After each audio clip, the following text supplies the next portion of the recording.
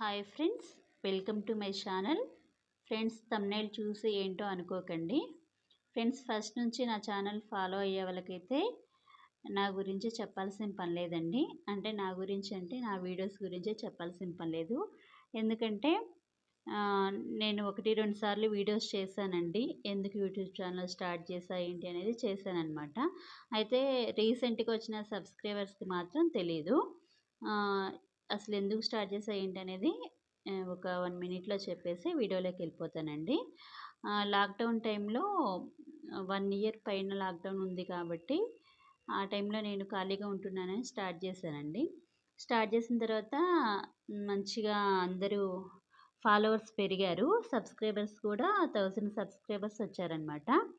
అయితే వచ్చిన తర్వాత నేను మళ్ళీ స్కూల్ రీఓపెన్ అయినప్పుడు పిల్లల్ని తీసుకొని ఇంగా స్కూల్‌కి వెళ్దామని చెప్పేసి వాళ్ళతో వీడియోస్ చేయటం కుదరదని నేను ఆపేసానండి. అయితే ఇవన్నీ ఇప్పుడెందుకు చెప్తున్నా అని మీకు డౌటు వస్తది ఎవరికైనా.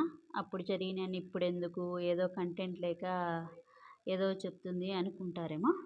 అయితే ఇప్పుడెందుకు చెప్తున్నానంటే అండి, నేను స్కూల్లో జాయిన్ అయిన తర్వాత ఒక వీడియో పెట్టానండి. ఛానల్ ఆపేస్తున్న ఫ్రెండ్స్ అని ఒక వీడియో పెట్టా. జాయిన్ అయిన రోజు పెట్టా అనమాట. ఇట్లా నేను స్కూల్‌కి hi friends, welcome to my channel వెళ్తున్నా, ఇంకా వీడియోస్ చేయలేనని పెట్టా. దీనికి 73 కామెంట్స్ వచ్చాయండి.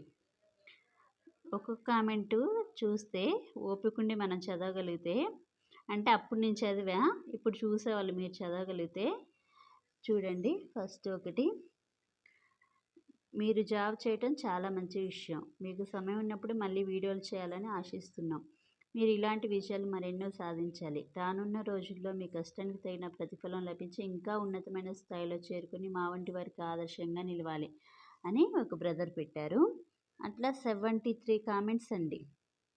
ఛానల్ ఆపేయొద్దని ఒకళ్ళు, ఇంత కష్టపడి 1000 సబ్స్క్రైబర్స్ అయిన తర్వాత, మంచి వాచ్ టైమ్ వచ్చాక, ఫాలోవర్స్ పెరిగాక ఆపేస్తారేంటని కొంతమంది, తర్వాత అందరి మనసులు దోసుకొని ఇప్పుడు సడన్‌గా మానేస్తానంటే ఎలా అని క్లోజ్‌గా ఉన్న సిస్టర్స్ అట్లా పెట్టారు. మంచి మంచి కామెంట్స్ పెట్టారనమాట. 73 కామెంట్స్ వచ్చినాయి. అయితే వీళ్ళందరూ చెప్పిన తర్వాత నేను కూడా సరేలే, యూట్యూబ్‌లో ఇంతమంది నాకు సపోర్ట్ చేసేవాళ్ళున్నారు అని నేనేం చేశా అంటే, తర్వాత ఒక వీడియో చేశా. ఏమని, ఇంత సపోర్ట్ చేశారు, యూట్యూబ్ ఫ్యామిలీ అందరికీ రుణపడి ఉంటా అని చెప్పేసి ఒక వీడియో చేశాననమాట.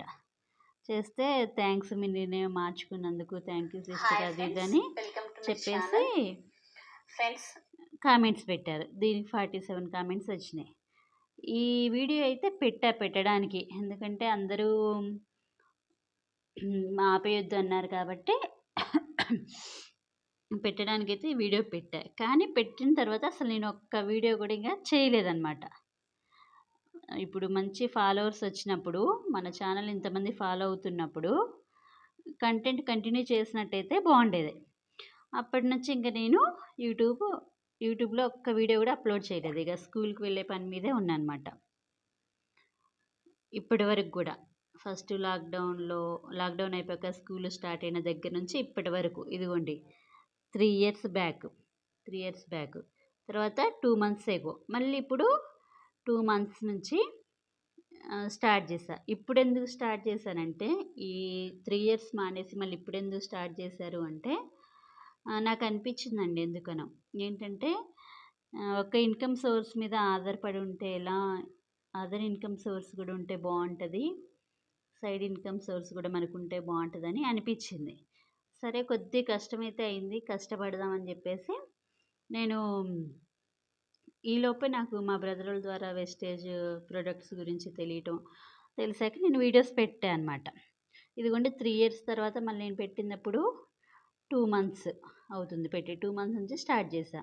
కుదిరినప్పుడు పెడుతూ ఉన్నానన్నమాట.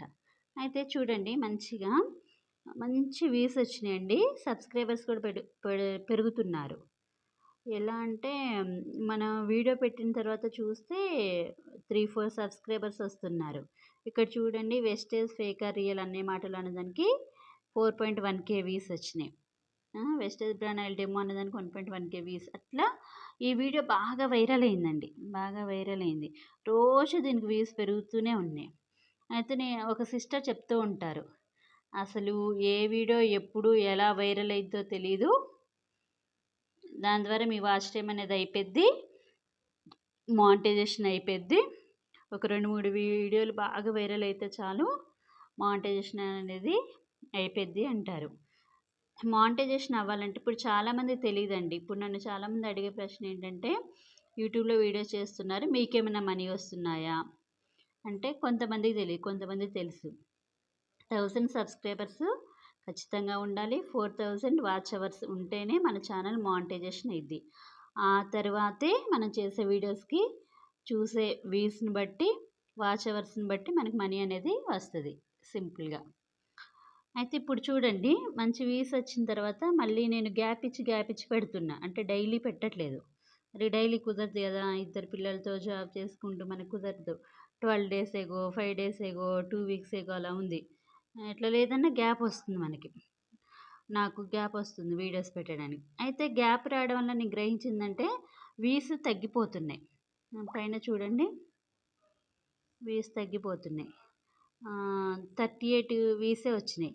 అది ఉపయోగపడే కంటెంట్ అయినా గూడా వ్యూస్ చాలా తక్కువ వచ్చినాయి. అయితే దీన్ని బట్టి నాకేమర్థమైందంటే, మన ఛానల్ మంచిగా గ్రో అయ్యేటప్పుడు మనం నెగ్లెక్ట్ చేస్తే ఇలానే ఉంటది. చాలామంది చెప్పినా గూడా నేను వినలేదు. వినకుండా అంటే చేస్తా అన్నా, కానీ నాకసలు కుదరక నేను చేయలేకపోయానన్నమాట. ఇప్పుడనిపిస్తుంది నాకు.